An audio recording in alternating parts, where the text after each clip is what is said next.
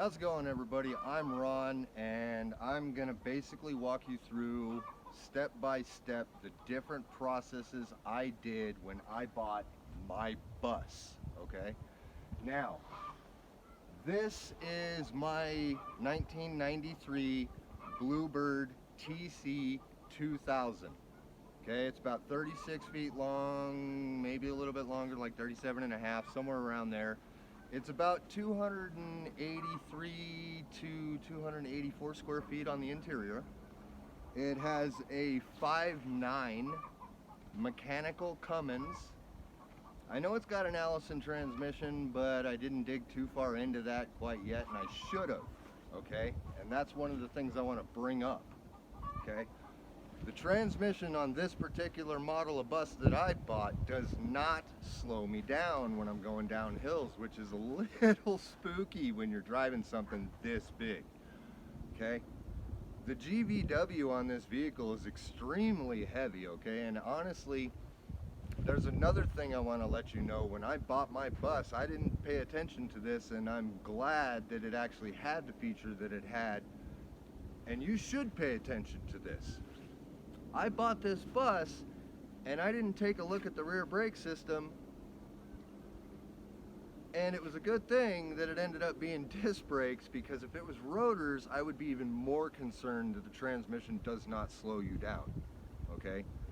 So those were a couple of don'ts that I honestly did when I bought my bus. I really don't regret the fact I can add an engine brake to it if I want to and everything else.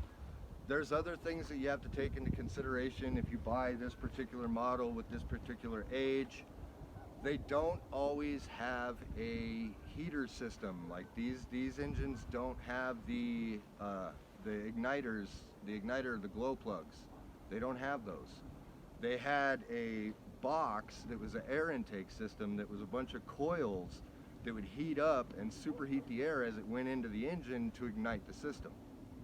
And I believe there was somebody that told me, don't quote me on this, but I think it was 800 pounds or something like that is the pressure that you need to be able to ignite diesel fuel under a certain temperature. And I don't know the facts about that. I just know that that's pretty much kind of how it works. So anyway, I bought this bus and I don't regret it, but this is the average Joe Schmo bus, okay? I had a budget total from buying the bus to the way it is now of $7,000. Okay? That's it.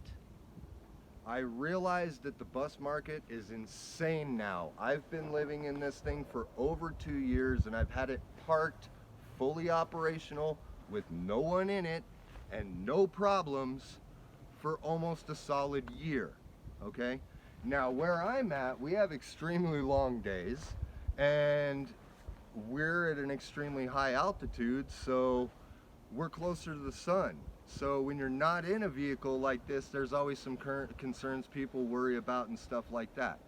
We'll cover those when I do more videos. We're going to cover my system, how I built it, where I got my stuff, the money I was able to use, money I was able to make in the process when I needed to, and a couple of other options like that. Because honestly, everybody nowadays, I think, is thinking, I hate to say it, but the Barbie dream house of the bus world. And honestly, there's a lot of people out there that can't go that direction, that want to get into the bus world. And that's why I'm making these videos, okay? So like I said, this is a 1993. I had $7,000 to work with. I didn't go fancy on the inside. I just did some basic stuff, and I left it at that. But I did want to make sure and emphasize the most, okay? This is the most important thing you need to remember when you want to buy one of these. Your bills you have now do not go away.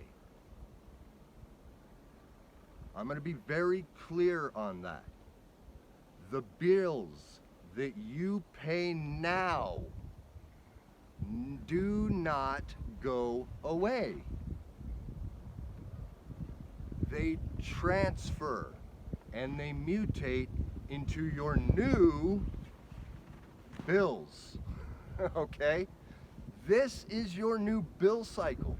It doesn't matter if you buy solar, because you still need to invest in the solar.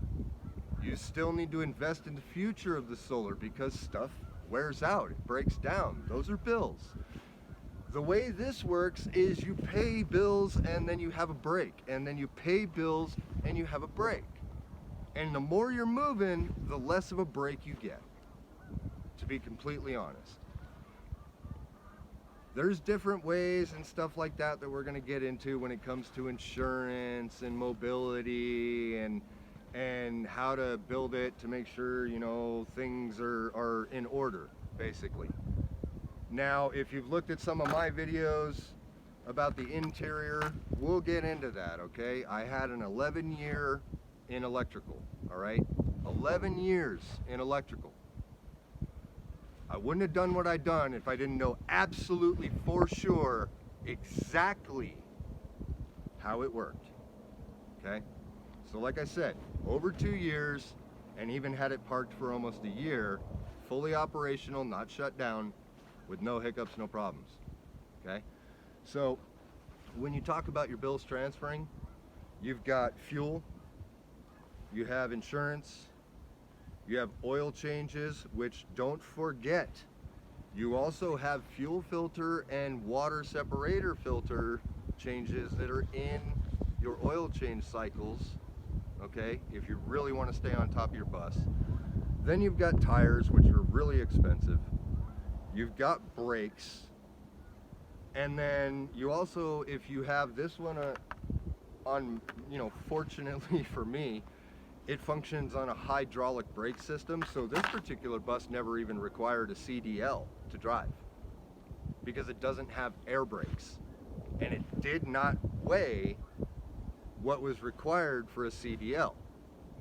Commercial companies require CDLs to drive this particular bus, but the vehicle itself, the stipulations did not meet the requirements necessary to require a CDL driver behind the wheel because it is a hydraulic brake.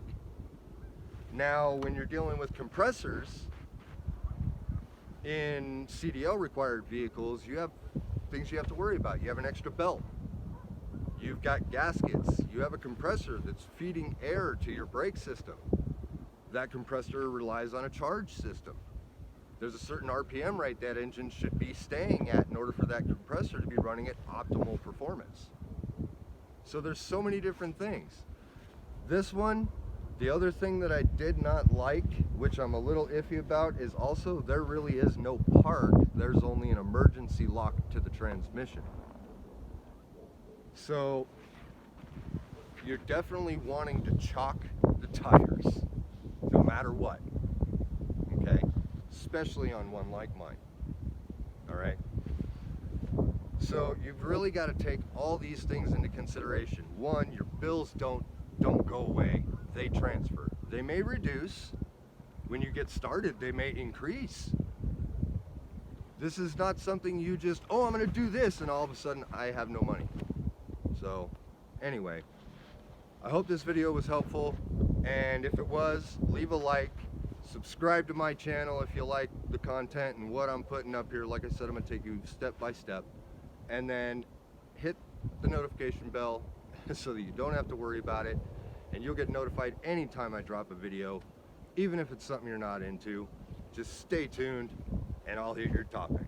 I'm Ron, you take care.